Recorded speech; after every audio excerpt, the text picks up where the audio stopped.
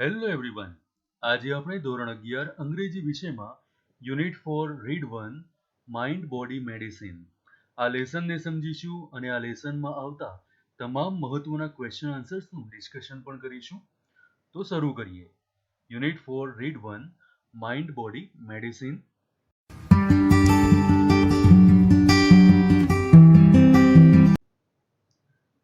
Unit 4 read 1 mind body medicine. Mind એટલે મન, body એટલે શરીર અને મેડિસિન એટલે દવા. આજના આ લેસનમાં આપણે માઇન્ડ, બોડી અને મેડિસિન વિશે જાણીશું. તો લેસનની શરૂઆત કરીએ.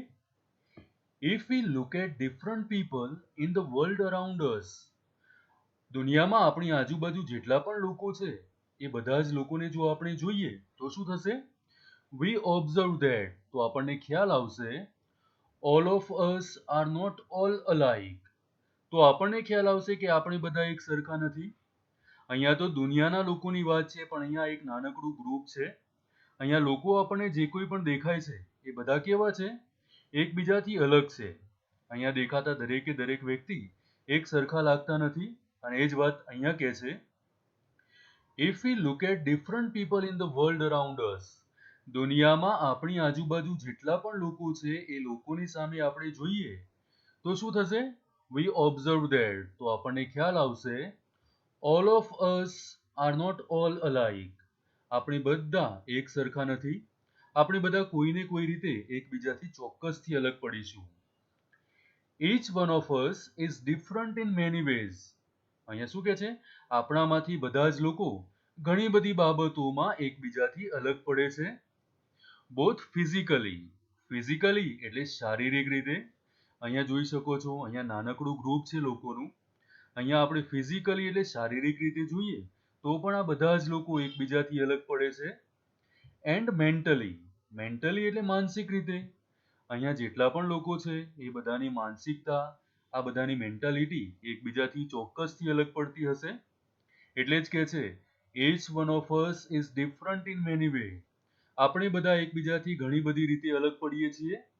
બોથ ફિઝિકલી, શારીરિક રીતે, એન્ડ મેન્ટલી એટલે કે માનસિક રીતે. વી ought to understand our own nature, અહીંયા સલાહ આપે છે. ought to નો મતલબ થાય સલાહ આપવી. વી ought to understand our own nature, nature એટલે સ્વભાવ. આપણે શું કરવાનું છે? આપણે આપણો પોતાનો સ્વભાવ સમજવાનો છે. And the nature of others, અને આપણા સિવાય બાકી બધા બીજા જે લોકો છે એમના સ્વભાવને પણ આપણે ઓળખવાનું છે. તો આવું કેમ કરવાનું છે? For our own happiness and wellbeing in life, આવું આપણે એટલા માટે કરવું છે કે જેથી આપણું હેપીનેસ જળવાઈ રહે, આપણે ખુશ રહી શકીએ. એન્ડ વેલબીંગ ઇન લાઈફ, અને જીવનમાં આપણે સ્વસ્થ રહી શકીએ. એના માટે શું કરવાનું? સૌથી પહેલા તો આપણે આપણા સ્વભાવને જાણવાનું છે, ઓળખવાનું છે કે આપણને ક્યારે ગુસ્સો આવી જાય છે, આપણને કઈ વાતનું ખોટું લાગે છે, આપણને કઈ બાબત ગમતી નથી. પહેલા તો આપણે આપણા પોતાના સ્વભાવને જાણવાનું છે. અને એ જ રીતે આપણે બીજા લોકોના પણ સ્વભાવને જાણીશું કે ભાઈ બીજા લોકોને ક્યારે ગુસ્સો આવે છે, બીજા લોકોને કઈ બાબત ગમતી નથી. જો આપણે આવી બધી બાબત જાણી લઈએ તો પછી આપણે આપણા જીવનમાં ખુશ રહી શકીશું અને વેલબિંગ એટલે સ્વસ્થ પણ રહી શકીશું. The shapes and size, shapes એટલે આકાર અને સાઇઝ એટલે કદ. લોકો એકબીજાથી કઈ રીતે અલગ પડે છે? તો શેપ્સ અને સાઇઝની બાબતમાં પણ અલગ પડે છે. અહીંયા જેટલા પણ લોકો છે એ બધાના શેપ્સ અલગ છે, સાઇઝ એટલે કદ અલગ છે. ટેમ્પરામેન્ટ્સ, ટેમ્પરામેન્ટ્સ એટલે સ્વભાવ. અહીંયા આપેલા લોકોમાંથી કેટલાક એવા હશે કે ખૂબ જ ઝડપથી ગુસ્સે થઈ જતા હશે, તો કેટલાક એવા હશે કે કોઈ પણ પરિસ્થિતિ હોય એમને ગુસ્સો નહીં આવતો હોય. તો અહીંયા શું છે? ટેમ્પરામેન્ટ પણ દરેકનું અલગ અલગ હોય છે. એન્ડ કેરેક્ટર્સ, કેરેક્ટર્સ એટલે ચારિત્ર. દરેકે દરેક લોકોનું ચારિત્ર પણ અલગ હશે.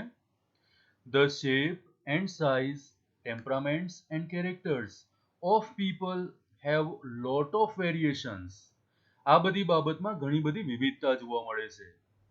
That must affect our health and happiness, અને આ જ બધી બાબતો આપણી હેલ્થ એટલે સ્વાસ્થ્યને અને આપણી ખુશીને અસર કરતા હોય છે. તો દોસ્તો, હવે આપણે જાણી લઈએ કે આ પેરેગ્રાફમાંથી કેવા કેવા પ્રશ્નો પૂછી શકાય અને આપણે એનો જવાબ આ પેરેગ્રાફમાંથી કેવી રીતે શોધીશું અને કેવી રીતે આન્સર આપીશું. તો હવે આમાંથી આવતા ખૂબ જ મહત્વના હોય એવા ક્વેશ્ચન આન્સર્સનું ડિસ્કશન કરી લઈએ. Question number first, what do we observe in the world around us? આપણી આજુબાજુ જે દુનિયા છે એ દુનિયામાં આપણે શેનું નિરીક્ષણ કરીએ છીએ? Answer, in the world around us we observe that, આપણી આજુબાજુ જે દુનિયા છે ત્યાં આપણે નિરીક્ષણ કરીએ છીએ કે each one of us is different in many ways. આપણામાંથી ઘણા બધા લોકો ઘણી બધી બાબતમાં એકબીજાથી અલગ છે, બોથ ફિઝિકલી એન્ડ મેન્ટલી. અને આ ડિફરન્સ કયો છે? તો ફિઝિકલી એન્ડ મેન્ટલી. એટલે કે આપણી આજુબાજુ જેટલા પણ લોકો છે તે એકબીજાથી ફિઝિકલી એટલે શારીરિક રીતે એન્ડ મેન્ટલી એટલે કે માનસિક રીતે એકબીજાથી અલગ પડે છે. What do we observe in the world around us? આપણી આજુબાજુની દુનિયામાં આપણે શું નિરીક્ષણ કરીએ છીએ? તો આન્સર કેવી રીતે લખીશું દોસ્તો? અહીંયા અંડરલાઈન પણ કરી છે પેરેગ્રાફમાં. આ રીતે આન્સર લખીશું, in the world around us we observe that, આપણી આજુબાજુની દુનિયામાં આપણે નિરીક્ષણ કરીએ છીએ કે each one of us is different in many ways. આપણામાંથી દરેક વ્યક્તિ ઘણી બધી રીતે અલગ પડે છે, બોથ ફિઝિકલી એન્ડ મેન્ટલી, શારીરિક રીતે અને માનસિક રીતે. Second question, what should we understand for our own happiness and wellbeing in life? જીવનમાં ખુશ રહેવા માટે અને સ્વસ્થ રહેવા માટે આપણે કઈ બાબત સમજવી જોઈએ? તો આન્સર છે, we should understand hour on nature. સૌથી પહેલા શું કરવાનું છે? આપણે આપણો પોતાનો સ્વભાવ ઓળખવાનો છે. And the nature of others, અને સાથે સાથે બીજા લોકોના સ્વભાવને પણ ઓળખવાનું છે. For our own happiness and wellbeing in life. જો આપણે આટલું કરીશું તો આપણા જીવનમાં આપણે ખુશ રહી શકીશું અને તંદુરસ્ત પણ રહી શકીશું. શું સમજવાનું છે? આપણો પોતાનો સ્વભાવ અને બીજા લોકોનો સ્વભાવ. આટલું જો આપણે સમજીશું તો આપણે આપણા જીવનમાં ખુશ રહી શકીશું અને તંદુરસ્ત પણ રહી શકીશું. Second paragraph, according to Ayurveda, આયુર્વેદના મત અનુસાર ફિઝિકલ ડિસીઝ અકર એટલે થવું કે બનવું, અને ફિઝિકલ ડિસીઝ એટલે કે શારીરિક બીમારી. તો દોસ્તો આપણને શારીરિક બીમારી કેમ થાય છે? તો એના માટે આયુર્વેદ શું કહે છે? According to Ayurveda physical disease occur mainly owing to external factors. External એટલે બાહ્ય અને ફેક્ટર્સ એટલે પરિબળો. આપણને જ્યારે પણ શારીરિક બીમારી થતી હોય છે તો એના માટે બાહ્ય પરિબળો જવાબદાર હોય છે. તો આ બાહ્ય પરિબળો કયા હોઈ શકે? તો એના માટે અહીંયા બતાવ્યું છે, લાઈક એટલે જેમ કે રોંગ ડાયટ, અયોગ્ય આહાર ખાવાથી પણ આપણને ફિઝિકલ ડિસીઝ થાય છે. હવે અયોગ્ય આહાર એટલે શું? જે હેલ્ધી ફૂડ ના હોય એ બધું જ અયોગ્ય આહાર કહેવાય. જેમ કે દાબેલી ખાવી, પિઝા ખાવા, બર્ગર ખાવા, કોલ્ડ ડ્રિંક્સ પીવું, આ બધું જ શું છે? અયોગ્ય આહાર છે. જો આપણે રોંગ ડાયટ લઈશું, અયોગ્ય આહાર લઈશું, તો એના લીધે આપણને શારીરિક બીમારી થશે. અને શારીરિક બીમારી થવા પાછળનું મુખ્ય કારણ કયું છે? એક્સટર્નલ ફેક્ટર્સ છે, જેની અંદર આ પ્રકારનો આહાર જવાબદાર છે. ઓર એક્સપોઝર ટુ પેથોજિન્સ, અને બીજું એક કારણ છે એક્સપોઝર ટુ પેથોજિન્સ. પેથોજિન્સ એટલે વાયરસ કે પછી બેક્ટેરિયા. જ્યાં વાયરસ હોય, બેક્ટેરિયાઝ હોય એવી જગ્યાએ તમે જશો તો એના લીધે પણ તમને શારીરિક બીમારી થશે. તો આપણને અહીંયા આયુર્વેદ શું જણાવે છે? ફિઝિકલ ડિસીઝ થવાના કારણો કયા છે? એક્સટર્નલ ફેક્ટર્સ કયા છે? તો રોંગ ડાયટ અને એક્સપોઝર ટુ પેથોજિન્સ, આ બંનેના લીધે આપણને શારીરિક બીમારી થાય છે. તમારે યાદ રાખી લેવાનું છે દોસ્તો, આપણને ફિઝિકલ ડિસીઝ કયા પરિબળોના લીધે થશે?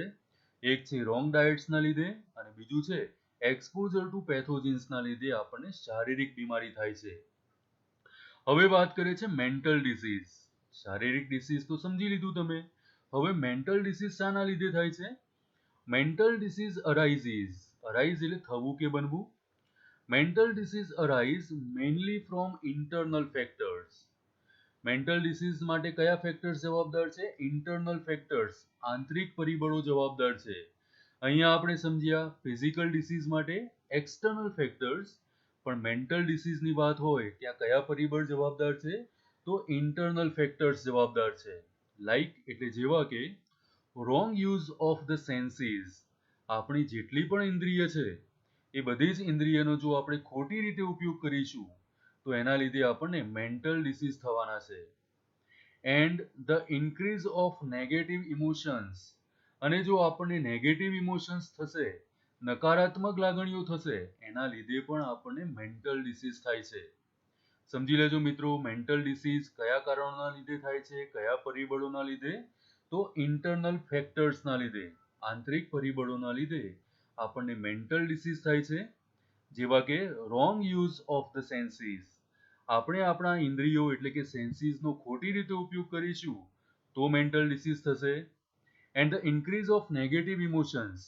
જો આપણી અંદર નકારાત્મક વિચારો આવશે એના લીધે પણ મેન્ટલ ડિસીઝ થાય છે. We ought to develop the habit of positive thinking. હવે આ નેગેટિવ ઇમોશન્સમાંથી બહાર આવવું હોય તો શું કરવાનું છે? તો અહીંયા સલાહ આપે છે, we ought to develop the habit of positive thinking. આપણે પોઝિટિવ થિંકિંગની આદત પાડવી પડશે. આપણે હર હંમેશ પોઝિટિવ વિચારવું પડશે. It has a good positive effect on our emotions. જો આપણે પોઝિટિવ વિચારીશું તો એની સારી અસર આપણા લાગણીઓ ઉપર થશે. અને જ્યારે આપણી લાગણીઓ પોઝિટિવ થઈ જશે તો નકારાત્મક બાબતો ઓટોમેટિક દૂર થઈ જશે. હવે દોસ્તો, આ પેરેગ્રાફમાંથી પણ કેવા પ્રશ્નો પૂછી શકાય એનું ડિસ્કશન કરી લઈએ. Question number 3. What is the main reason of physical disease according to Ayurveda? આયુર્વેદના મત અનુસાર શારીરિક રોગો માટે કયા કારણો મુખ્ય છે? આન્સર આ રીતે છે દોસ્તો. એકોર્ડિંગ ટુ આયુર્વેદ, આયુર્વેદના મત અનુસાર physical disease occur mainly owing to external factors. શારીરિક બીમારી થવાના મુખ્ય પરિબળો કયા છે? તો એક્સટર્નલ ફેક્ટર્સ છે, બાહ્ય પરિબળો છે. લાઇક એટલે જેવા કે રોંગ ડાયટ, અયોગ્ય આહાર, ઓર એક્સપોઝર ટુ પેથોજિન્સ. જ્યાં વાયરસ કે બેક્ટેરિયા હોય તેવી જગ્યાએ પણ આપણે જઈએ તો એના લીધે આપણને શારીરિક બીમારી થાય છે. તો શારીરિક બીમારી પાછળ કયા કારણો જવાબદાર છે? તો according to Ayurveda, physical disease occur mainly owing to external factors. External factors જવાબદાર છે, લાઇક એટલે જેવા કે રોંગ ડાયટ, અયોગ્ય આહાર, ઓર એક્સપોઝર ટુ પેથોજિન્સ. જ્યાં વાયરસ કે બેક્ટેરિયા હોય એવી જગ્યાએ જવાથી પણ આપણને શારીરિક બીમારી થાય છે. Question number 4. Vote is the main reason of mental disease? માનસિક બીમારી પાછળ કયા કારણ જવાબદાર છે? Answer, mental disease arise mainly from internal factors. Mental disease થવા પાછળ મુખ્ય પરિબળ કયા છે? તો ઇન્ટરનલ ફેક્ટર્સ જવાબદાર છે. લાઇક એટલે જેવા કે wrong use of the senses. આપણી ઇન્દ્રિયોનો ખોટી રીતે ઉપયોગ કરવાથી. And increase of negative emotions. અને સાથે સાથે નકારાત્મક લાગણીઓ વધવાથી પણ આપણને મેન્ટલ ડિસીઝ થાય છે. Question number 5. How is the habit of positive thinking important? આ પોઝિટિવ થિંકિંગ શા માટે ખૂબ જ મહત્વનું છે? Answer, the habit of positive thinking has a good positive effect on our emotions. જ્યારે આપણે પોઝિટિવ થિંકિંગ કરીશું તો એની સકારાત્મક અસર આપણી લાગણીઓ ઉપર થશે. એટલા જ માટે પોઝિટિવ થિંકિંગ ખૂબ જ મહત્વનું છે. હાઉએવર, છતાં પણ both physical and psychological disease, physical એટલે શારીરિક અને સાયકોલોજીકલ એટલે કે માનસિક, શારીરિક અને માનસિક રોગો આર યુઝ્યુઅલી મિક્સ્ડ. આ બંને રોગ એકબીજાની સાથે જોડાયેલા હોય છે. શારીરિક રોગ અને માનસિક રોગ એકબીજા સાથે મિક્સ હોય છે, જોડાયેલા હોય છે. એન્ડ વન સેલ્ડમ અકર, સેલ્ડમ એટલે ભાગ્યે જ, અને અકર એટલે થવું કે બનવું. And one seldom occurs without the other. અને એકની ગેરહાજરીમાં બીજો રોગ ભાગ્યે જ થાય છે. એટલે કે જ્યારે પણ કોઈ પણ વ્યક્તિને શારીરિક બીમારી હોય તો એની સાથે એને માનસિક બીમારી થતી જ હોય છે. અને એ જ રીતે જ્યારે કોઈ પણ વ્યક્તિને માનસિક બીમારી હોય તો એની સાથે એને શારીરિક બીમારી થતી જ હોય છે. એકની ગેરહાજરીમાં આ બીજો રોગ ભાગ્યે જ થતો હોય છે. ફરીથી સમજી લઈએ. હાઉએવર એટલે છતાં પણ both physical and psychological disease are usually mixed. Physical એટલે શારીરિક અને સાયકોલોજીકલ એટલે માનસિક રોગો જે હોય છે એકબીજા સાથે જોડાયેલા હોય છે, મિક્સ હોય છે. And one seldom occurs without the other.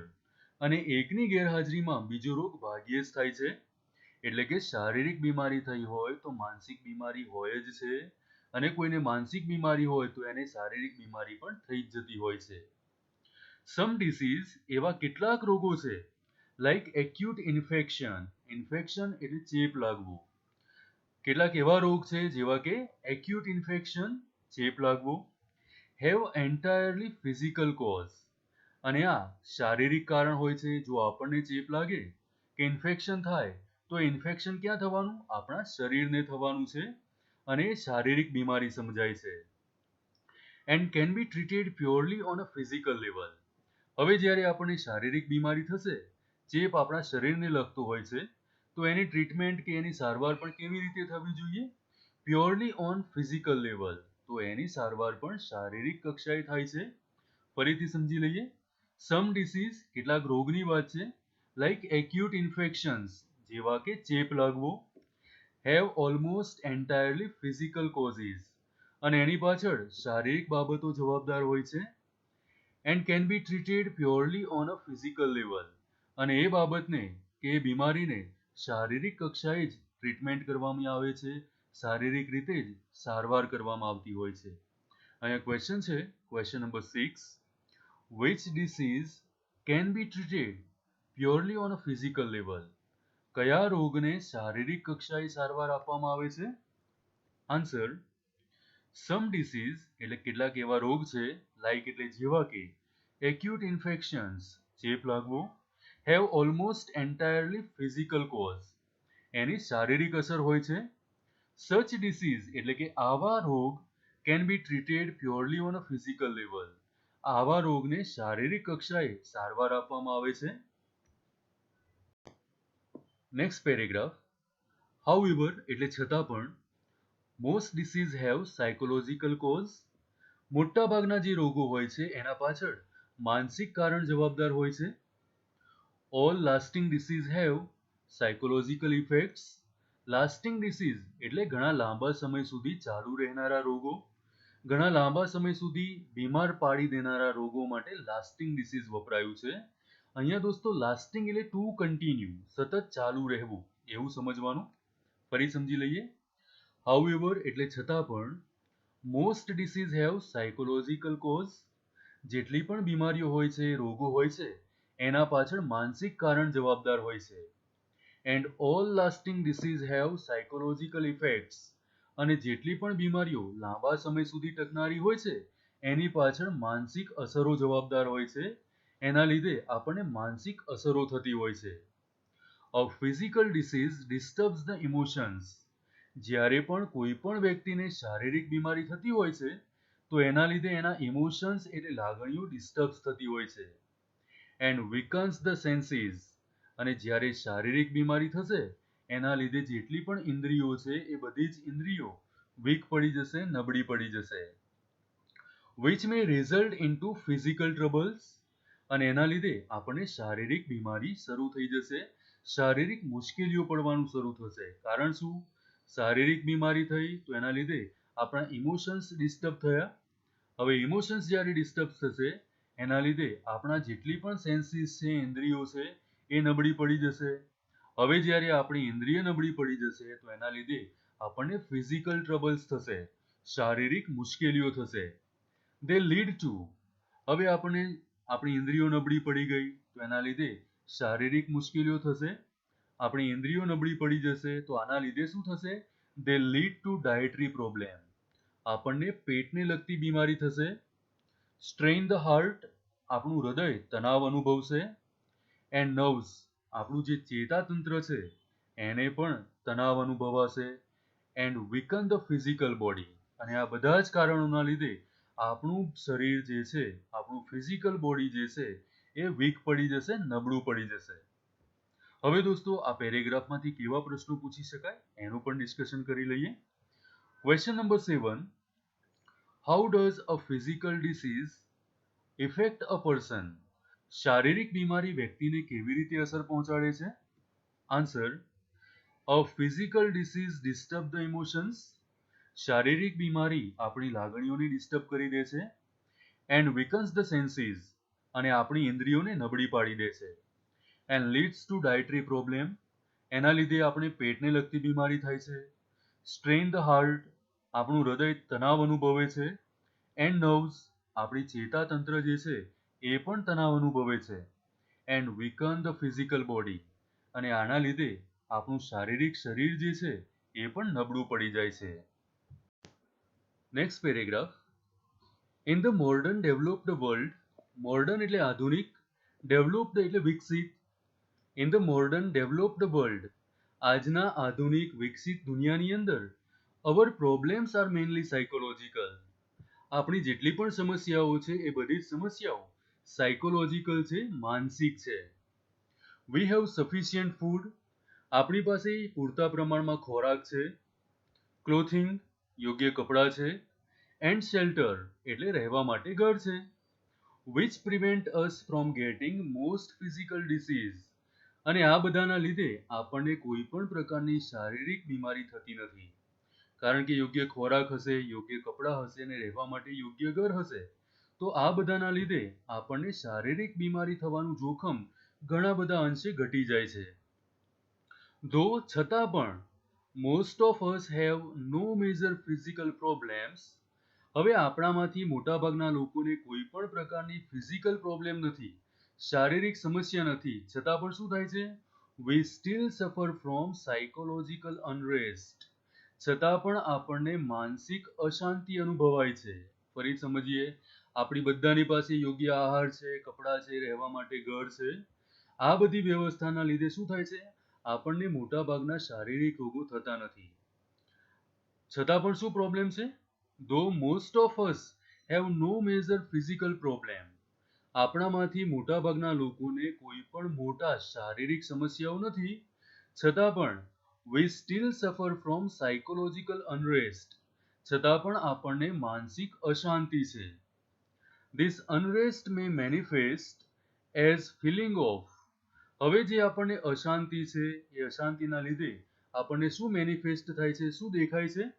As a feeling of, અલગ અલગ પ્રકારની આપણને ફિલિંગ્સ થાય છે, અને લાગણીઓના સ્વરૂપે આપણને આ અશાંતિ છે એ અશાંતિ જોવા મળે છે, મેનિફેસ્ટ થાય છે. તો કઈ કઈ લાગણીઓ છે? એક છે લોનલીનેસ, આપણને માનસિક અશાંતિ છે એના લીધે આપણને એકલતા અનુભવાય છે. નોટ બીઇંગ લવ્ડ, આપણને કોઈ પ્રેમ નથી કરતું, આપણને કોઈ ચાહતું નથી એવું આપણને થયા કરે છે. ઓર એપ્રિસિએટેડ, આપણી કોઈ કદર કરતું નથી એવું પણ થયા કરે છે.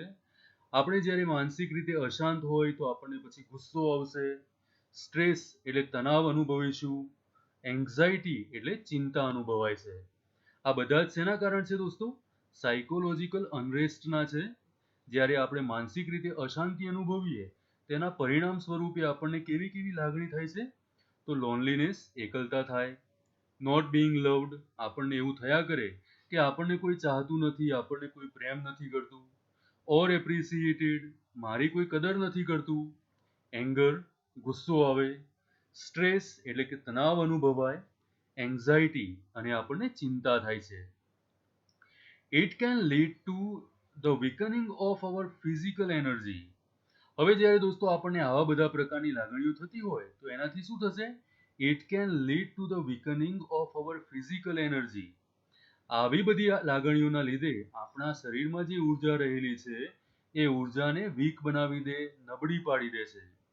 And prevent us from doing what we really want to do, અને આપણે ખરેખર જે ઈચ્છતા હોઈએ એવા બધા જ પ્રકારના કામ કરતા આપણને અટકાવે છે. કઈ બાબતો? આપણને સાયકોલોજીકલ અનરેસ્ટ થાય એનાથી જે પણ લાગણીઓ ઉદ્ભવે છે એ લાગણીઓના લીધે આપણામાં રહેલી ઉર્જા ઘટી જાય છે, વીક પડી જાય છે, નબળી પડી જાય છે, અને એ બધા કારણોના લીધે આપણે જે સમયે જે કામ કરવું હોય એ કામ આપણે કરી શકતા નથી. તો સાયકોલોજીકલ અનરેસ્ટના લીધે આપણને આ પ્રકારની લાગણીઓ અને આ પ્રકારની ફિલિંગ્સ થાય છે. હવે આપણે ક્વેશ્ચન આન્સર્સનું ડિસ્કશન કરીશું. Question number 8, what prevents us from getting most physical disease, શારીરિક બીમારી થતા આપણને કઈ બાબતો અટકાવે છે? આન્સર: સફિશિયન્ટ ફૂડ, પૂરતો ખોરાક. ક્લોથિંગ એટલે કપડાં. એન્ડ શેલ્ટર એટલે રહેવા માટેનું ઘર. Prevent us from getting most physical disease, આ બધાથી આપણને શારીરિક રોગો થતા અટકે છે. કઈ બાબતો શારીરિક રોગો થતા અટકાવે છે? તો sufficient food, clothing and shelter. Question number 9. How does psychological unrest manifest? માનસિક આપણને અશાંતિ હોય તો એ કેવા સ્વરૂપે દેખાય છે? Answer: psychological unrest may manifest as feeling of. આપણને જ્યારે સાયકોલોજીકલ એટલે કે માનસિક અશાંતિ હોય તો એ કયા સ્વરૂપે દેખાય છે? કઈ લાગણીના સ્વરૂપે દેખાય છે? તો એઝ ફિલિંગ્સ ઓફ લોનલીનેસ. આપણને એકલતા લાગે છે. નોટ બિંગ લવ્ડ, આપણને કોઈ પ્રેમ નથી કરતું એવું લાગે છે. ઓર એપ્રિસિએટેડ, આપણી કોઈ કદર કરતું નથી. એંગર, આપણને ગુસ્સો આવે. સ્ટ્રેસ, આપણને તણાવ અનુભવાય. ઓર એન્ઝાઇટી, અને આપણને ચિંતા થાય છે. ક્વેશ્ચન આવો છે: how does psychological unrest manifest? માનસિક તણાવ જે છે કાં તો અશાંતિ છે એ કયા સ્વરૂપે દેખાય છે? Psychological unrest may manifest as feelings of loneliness, not being loved or appreciated, anger, stress or anxiety. Question number 10. What prevents us from doing what we really want to do? આપણે ખરેખર જે કંઈ કામ કરવા માંગતા હોઈએ એ કામ થતા કે કરતા કોણ અટકાવે છે? તો આન્સર છે: psychological unrest prevents us from doing what we really want to do. આપણે ખરેખર કોઈ કામ કરવા ઈચ્છતા હોઈએ અને એમાં અડચણરૂપ શું થાય છે? તો સાયકોલોજીકલ અનરેસ્ટ અડચણરૂપ થાય છે. માનસિક તણાવ કે અશાંતિ છે એ આપણને ગમતું કામ કરતા અટકાવે છે. આ અસર સાયકોલોજીકલ અનરેસ્ટની છે. Next paragraph. Our very way of life breeds unhappiness. અહીંયા શું કહે છે દોસ્તો? આપણે જે પ્રકારનું જીવન જીવીએ છીએ એના લીધે જ આપણા જીવનમાં દુઃખ આવે છે. અવર very way of life breeds અનહેપીનેસ. આપણે જે પ્રકારનું જીવન જીવીએ છીએ એના લીધે જ અત્યારે આપણા જીવનમાં દુઃખ આવે છે, અનહેપીનેસ આવે છે. We have hectic and unstable routines. અત્યારના રૂટીન્સ એટલે દિનચર્યા કેવી છે?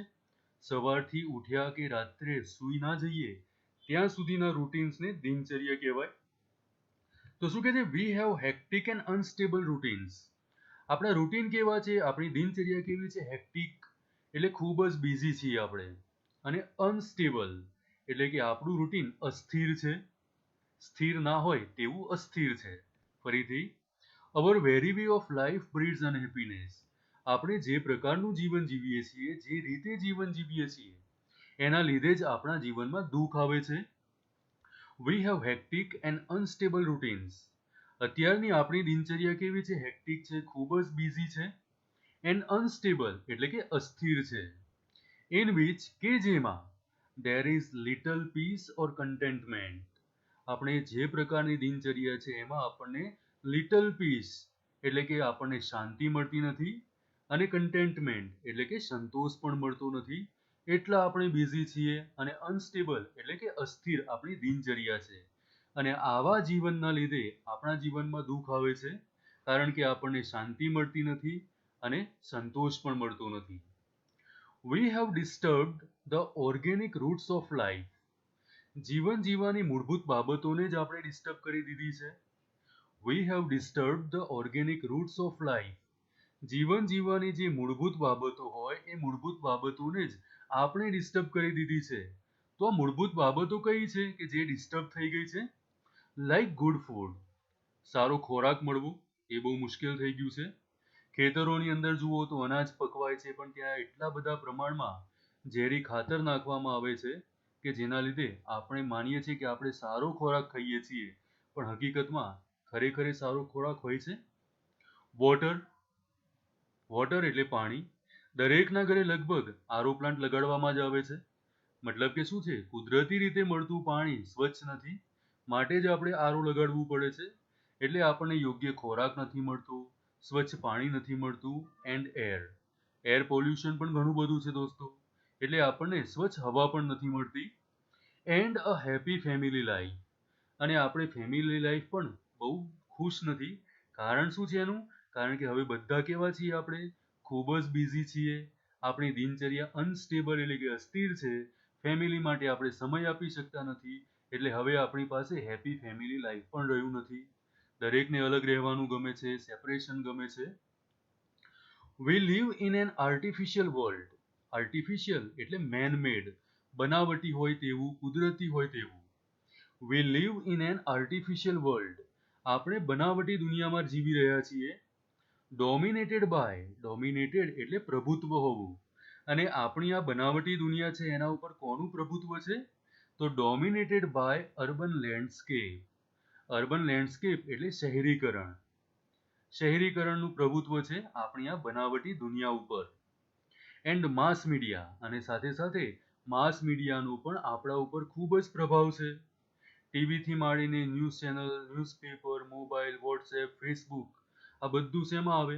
માસ મીડિયામાં આવે. એટલે કે આપણે જે બનાવટી દુનિયામાં જીવી રહ્યા છીએ એ બનાવટી દુનિયા ઉપર અર્બન લેન્ડસ્કેપ એટલે શહેરીકરણનો પ્રભાવ છે, અને માસ મીડિયાનો પ્રભાવ છે. There is little to nourish the soul. સોલ એટલે આત્મા, અને નરીશ એટલે પોષણ મળવું. આ બધામાં આપણા આત્માને પોષણ મળે એવું કશું જ નથી. આપણે બાહ્ય દેખાવ કરીએ છીએ, પણ આંતરિક રીતે શું ખરેખર આપણે ખુશ છીએ કે નહીં એ તો આપણે જ જાણીએ છીએ. બાહ્ય બહારથી જોવાથી ઘણું બધું સારું લાગતું હોય છે, પણ માણસ અંદરથી એની આત્મા કેટલી ખુશ છે એ પોતે જ જાણી શકતો હોય છે. કારણ કે અત્યારે આત્માને પોષણ મળે એવું કશું જ નથી. કારણ કે પ્રભુત્વ શેનું છે? શહેરીકરણનું અને માસ મીડિયાનું પ્રભુત્વ છે. એમાં આપણા આત્માને પોષણ મળે એવું કશું જ નથી. તો દોસ્તો, ચલો આ પેરેગ્રાફમાંથી કયા પ્રશ્નો હોઈ શકે તેનું ડિસ્કશન કરી લઈએ. Question number 11. Why is there little peace or contentment in our life? આપણા જીવનમાં શા માટે શાંતિ અને સંતોષ નથી? Answer: There is little peace or contentment in our life because of our hectic and unstable routines. આપણું રૂટીન એટલે આપણી દિનચર્યા કેવી છે? હેક્ટિક એટલે ખૂબ જ બિઝી, અને અનસ્ટેબલ એટલે કે અસ્થિર છે. એના જ લીધે આપણા જીવનમાં શાંતિ અને સંતોષ નથી. Question number 12. What dominates the artificial world we live in? આપણે જે બનાવટી દુનિયામાં રહીએ છીએ એના ઉપર કોનું પ્રભુત્વ છે? Answer: Urban landscape and mass media dominate the artificial world we live in. આપણે જે બનાવટી દુનિયામાં રહીએ છીએ એના ઉપર અર્બન લેન્ડસ્કેપ એટલે શહેરીકરણ અને માસ મીડિયા આનું પ્રભુત્વ છે. Next paragraph. We always desire new things. આપણે હંમેશા નવી વસ્તુ માટે આશા રાખીએ છીએ. And are seldom content. Seldom એટલે ભાગ્યે જ, અને કન્ટેન્ટ એટલે સંતોષ અનુભવવો. And are seldom content with what we have. આપણી પાસે જે કંઈ પણ વસ્તુ હોય એનાથી આપણને ભાગ્યે જ સંતોષ થાય છે. અને એટલા જ માટે શું થાય છે? We always desire new things. આપણે નવી નવી વસ્તુઓની આશા રાખીએ છીએ. વી ઓલવેઝ ક્રેવ. ક્રેવ એટલે આશા રાખવી. વી ઓલવેઝ ક્રેવ ટુ હેવ મોર. આપણે હંમેશા વધારે ને વધારે પ્રાપ્ત કરવાની આશા રાખીએ છીએ. We are never steel. અને આ બાબતમાં આપણે ક્યારે પણ થોભતા નથી. ઓર એટ રેસ્ટ, કે કદી પણ આરામ કરતા નથી. આપણા અસંતોષના લીધે આપણને નવી નવી વસ્તુઓ મેળવવાનું મન થાય છે, અને એના જ લીધે આપણે ક્યારે પણ સ્ટીલ એટલે થોભતા નથી, અને આપણે ક્યારે પણ આરામ કરતા નથી, સતત દોડતા રહીએ છીએ. એના પછી એક પેરેગ્રાફ છે, અવર મેડિસિન્સ. આપણી જે મેડિસિન્સ છે, દવાઓ છે, એના વિશે શું કહે છે? Is more a quick fix. Quick fix એટલે આપણને કોઈક બીમારી થઈ તો આપણે મેડિસિન લઈ લીધી અને આપણી બીમારી જે છે એ ખૂબ જ ઝડપથી દૂર થઈ જાય છે. એને ક્વિક ફિક્સ કહેવાય, ઝડપથી ઉકેલ લાવવો. Our medicine is more a quick fix. આપણી મેડિસિન કેવી છે? ક્વિક ફિક્સ છે, ઝડપથી ઉકેલ લાવે છે જ્યારે પણ આપણને નાની મોટી બીમારી થાય ત્યારે. શાના માટે આપણે આ ક્વિક ફિક્સનો ઉપયોગ કરીએ છીએ, મેડિસિનનો ઉપયોગ કરીએ છીએ? To keep us going in our wrong lifestyles. અને આ રીતે ઝડપથી ગોળીઓ લઈ લેવાથી, મેડિસિન લેવાથી આપણે સાજા તો થઈ જઈએ છીએ, અને આપણે આપણી રોંગ લાઈફસ્ટાઇલ તરફ દોડતા રહીએ છીએ, આગળ ને આગળ વધતા રહીએ છીએ. And rarely addresses the behavioural root of our problems. અને આપણને સમસ્યા શેના લીધે થઈ, એના પાછળનું મૂળ કારણ શું હતું, ત્યાં સુધી આપણે પહોંચી શકતા જ નથી. કેમ? આપણને જરાક શરદી, ખાંસી કે તાવ આવે કે તરત જ આપણે શું કરીએ છીએ? મેડિસિન લઈએ છીએ. ક્વિક ફિક્સ કહેવાય. આપણે સાજા થઈ જઈએ છીએ ને આપણે આપણા જીવનના દોડધામભરી જિંદગીમાં પાછા લાગી જઈએ છીએ. પણ એના પાછળનું મૂળ હેતુ શું હતું, એનું મૂળ કારણ શું હતું, ત્યાં સુધી આપણે ભાગ્યે જ પહોંચીએ છીએ. We take a quick pill, pill એટલે દવા, medicine. We take a quick pill hoping that our problem will go away. આપણને જ્યારે પણ બીમારી આવે છે ત્યારે આપણે શું કરીએ છીએ, ખૂબ જ ઝડપથી મેડિસિન લઈ લઈએ છીએ. એના પાછળ આપણી આશા શું હોય છે, that our problem will go away, કે આપણી સમસ્યા દૂર થઈ જશે, આપણે સાજા થઈ જઈશું. એ હેતુથી આપણે દવા લઈ લઈએ છીએ, મેડિસિન લઈ લઈએ છીએ. But we do not recognise that, પણ આપણે એ બાબતને ઓળખતા નથી. It may only be symptom of an imbalanced life. પણ આપણે એ વાતને સમજતા નથી કે આપણી બીમારીનું કારણ શું હતું. આપણી બીમારીનું કારણ એ હતું કે આપણું જીવન ઇમ્બેલેન્સ થઈ ગયું છે, અસંતુલન થઈ ગયું છે, અને એના આ લક્ષણ સ્વરૂપે જ આપણે બીમાર પડ્યા હતા. પણ એ વાતને આપણે રેકગ્નાઇઝ કરતા નથી, ઓળખતા નથી. આપણે તો મેડિસિન લઈને આપણા રોંગ લાઈફસ્ટાઈલમાં આગળ ને આગળ વધતા જઈએ છીએ. It is a warning light that we must notice. આપણે જ્યારે બીમાર પડીએ છીએ, આપણું જીવન જ્યારે ઇમ્બેલેન્સ થઈ જાય છે, તો હકીકતમાં એ શું છે, એ વોર્નિંગ લાઇટ સમાન છે. વી મસ્ટ નોટિસ, અને આ વોર્નિંગ લાઇટને આપણે ચોક્કસથી ધ્યાન ઉપર લેવું જ જોઈએ. હવે દોસ્તો અહીંયા એક ક્વેશ્ચન છે, એ ડિસ્કશન કરી લઈએ. Why do we take quick pill? આપણે ઝડપથી દવા શા માટે લઈએ છીએ? Answer: we take a quick pill hoping that our problem will go away. આપણે મેડિસિન એટલા માટે લઈએ છીએ કે આપણને એવી આશા હોય છે કે દવા લેવાથી આપણી સમસ્યા દૂર થઈ જશે, આપણે સાજા થઈ જઈશું. એટલા જ માટે આપણે આ ક્વિક પિલ લઈએ છીએ. સ્ટુડન્ટ્સ, યુનિટ 4 રીડ 1 એનો પાર્ટ 1 અહીંયા કમ્પ્લીટ થાય છે. મને આશા છે કે આજનો આ વિડીયો તમારા માટે ઉપયોગી થશે. Thank you.